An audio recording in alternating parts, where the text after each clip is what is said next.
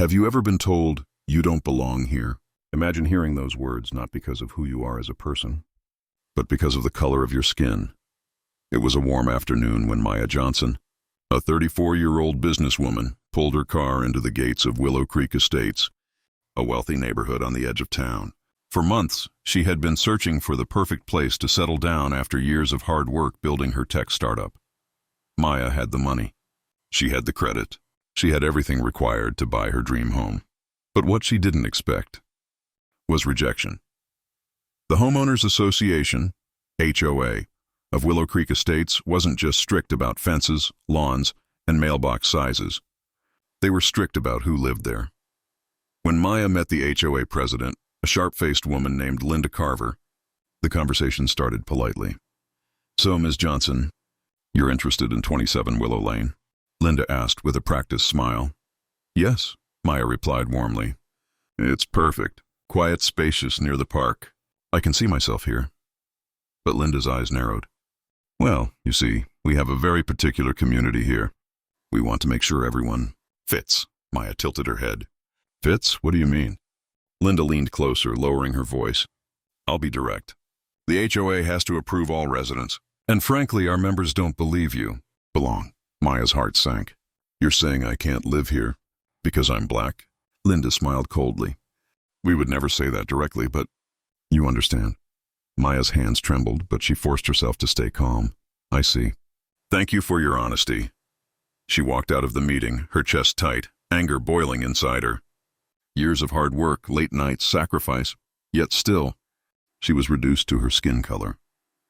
Driving away from the neighborhood, Maya whispered to herself, "They don't know who they're dealing with." That night, Maya couldn't sleep. The words kept echoing in her mind. "You don't belong." But instead of breaking her, they lit a fire inside her. She didn't want revenge. She wanted justice, and she had the resources to make it happen. The next morning, Maya called her lawyer. "Jordan, I need to know, how much of Willow Creek Estates is for sale?" "Not just one house, I mean, the entire neighborhood." Her lawyer paused, stunned. "Maya, are you serious?" She smiled, a fire burning in her eyes.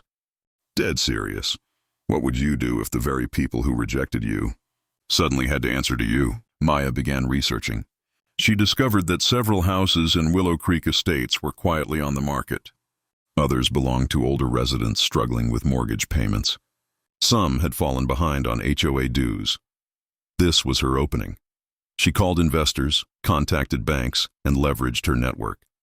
As a successful tech entrepreneur, she had connections in real estate. Slowly a plan formed. She wouldn't just buy a house. She would buy the land, the homes, and eventually the HOA itself. But it wasn't going to be easy. The HOA had power, and Linda Carver wasn't going to give it up without a fight. One evening, as Maya scrolled through property listings, her phone buzzed. It was her friend and business partner, Carlos. "Maya, are you sure about this? Buying one house is simple. Buying an entire neighborhood? That's war." Maya's voice was steady. "Carlos, they looked me in the eye and told me I didn't belong. If I walk away, they win. But if I stand my ground, I can turn their hatred into a lesson." Carlos sighed. "All right, then let's do it. But we need to move quietly. If Linda catches wind of this, she'll block you at every step." The following weeks were a whirlwind. Maya secretly purchased 3 houses through shell companies. Then 5, then 10. Within 3 months, she controlled nearly 30% of Willow Creek Estates. At the next HOA meeting, Linda's face turned pale when she realized who the mystery buyer was. "You?" Linda hissed. "You're the one buying up our homes." Maya smiled calmly. "Why, yes. It seems I do belong here after all." Linda slammed her folder shut. "You'll never take over this neighborhood. We'll stop you." Maya leaned forward, her eyes unshaken. "We'll see about that." Behind the scenes, Maya uncovered something explosive. The HOA had been misusing funds, charging homeowners extra fees while lining their own pockets. With this information, she could dismantle them. But timing was everything. What happens when standing up for yourself puts you in danger? Maya stared at the note, her chest tightening. Someone wanted her gone, and they weren't just playing games anymore. She immediately called Carlos. They know what I'm doing. Someone's trying to scare me. Carlos's voice was tense. Maya, this isn't just business anymore. This is dangerous. You need security. But Maya refused to back down. If they think fear will stop me, they're wrong. I won't quit. The next few days were tense. Strange cars parked near her home. Anonymous calls in the night. Once, she found her tires slashed. But instead of frightening her, it fueled her determination. At the next HOA board meeting, Maya stood tall. Ladies and gentlemen, she began, handing out papers. I have proof that this board has been embezzling funds. You've stolen from the very residents you claim to protect. Gasps filled the room. Linda's face went white. That's a lie! Linda shouted. No, Maya said firmly. It's the truth. And I've already filed a lawsuit. The room erupted. Some residents glared at Linda. Others whispered angrily. For the first time, the neighborhood was divided. But just as Maya thought victory was close, something happened that shook her. One night, her house alarm blared. She rushed downstairs, only to find her living room window shattered. A brick lay on the floor with another note attached. Go back where you belong. Maya clutched the note, her hands trembling. Tears welled in her eyes, not from fear but from pain. After everything she had achieved, after proving herself countless times, the hatred still followed her. She whispered to herself, I won't let them win. Imagine being rejected, and then becoming the one in power. Maya walked into the HOA boardroom. The members sat stiffly, their faces pale. At the head of the table sat Linda, fuming.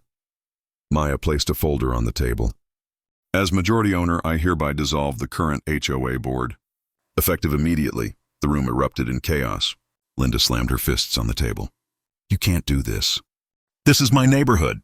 Maya's eyes locked on hers. Correction, it was your neighborhood. Now it's ours. Within weeks, Maya implemented sweeping changes. She ended discriminatory rules, reduced unfair fees, and created programs to help struggling homeowners. For the first time, Willow Creek Estates felt like a real community. Families of all backgrounds began moving in. Children played freely in the parks. Neighbors who had once avoided Maya now thanked her. But Linda didn't disappear. Late one night, Maya found Linda waiting near her driveway. You think you've won? Linda sneered. You don't belong here. You never will. Maya took a deep breath, her voice steady. Linda, you tried to break me. But look around. This neighborhood is better without your hate. I do belong. And nothing you say can change that. Linda's eyes burned with rage, but deep down, she knew she had lost. What happens when justice is tested one last time? The courtroom was packed. On one side sat Linda, her lawyers armed with binders of accusations. On the other sat Maya, calm but determined. Linda's lawyer stood. Your Honor, this woman used underhanded tactics to seize control of Willow Creek Estates. She doesn't represent the true spirit of our community. Maya rose slowly. Your Honor, I didn't take this neighborhood by force. I bought it, fair and square. And I did it because the HOA denied me a home based on the color of my skin. That is the true spirit they wanted to protect. Exclusion and hate. I wanted to change that. The judge listened carefully. Evidence was presented. Financial records, fraudulent transactions, testimonies from homeowners. Finally, the judge spoke. After reviewing the evidence, this court finds that Ms. Johnson acted within her legal rights. The countersuit is dismissed. Furthermore, the HOA board is permanently dissolved. Gasps echoed through the courtroom. Maya closed her eyes, tears of relief streaming down her face. Linda, defeated, stormed out in silence. Back at Willow Creek, neighbors gathered around Maya.